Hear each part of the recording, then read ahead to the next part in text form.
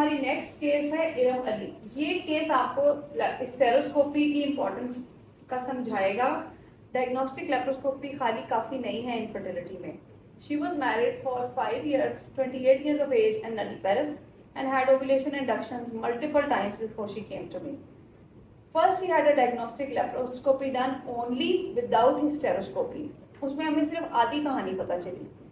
Diagnostic laparoscopy में उसकी findings थी right sided hydrosalpinx and absent right ovary. Patient से बहुत पूछा, कोई हिस्ट्री क्यों देती कि मैंने कभी कोई सर्जरी कराई कि मेरी राइट ओवरी क्यों नहीं है।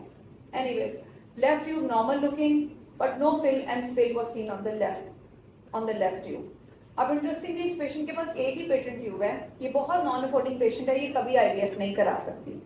राइट ट्यूब हाइड्रोसल्फेट्स है और राइट ओवरी वैसे भी एब्सेंट है। उसके पास सिर्फ लेफ्ट एडिनेक्स आया कंसीव करने के लिए। She underwent a dye test on this laparoscopy in which the left tube was blocked. It was healthy looking, but there was no fill or spill in that tube. After that, on TVS, we suspected a biconvoid uterus. An MRI was done, which revealed a full-length uterine septum. अब नीचे से दोस्तों किसी ने देखा नहीं पहली दफा। जब हमने MRI की ये findings I, she was taken to OT again. Laparoscopy similar findings, right side hydrosalpinx, right ovary absent, left tube ovary normal looking.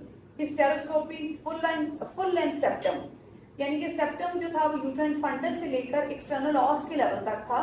तो जो कैनुला था डाई वाला वो सिर्फ राइट हॉर्न में ही जाता था और राइट हाइड्रोसल्फिंक्स डाई से फिल हो जाता था और लेफ्ट ट्यूब में जाता ही नहीं था क्योंकि लेफ्ट हॉर्न में हम जाते ही नहीं थे। So then she underwent a septum resection. Left side uterine horn was found during that, and then resection was done till both ostia were seen at the same level. Then the dye test was repeated, and this time there was fill and spill seen in the left tube. And after that, lateral ovulation induction से patient ने 3 months बाद conceive कर लिया।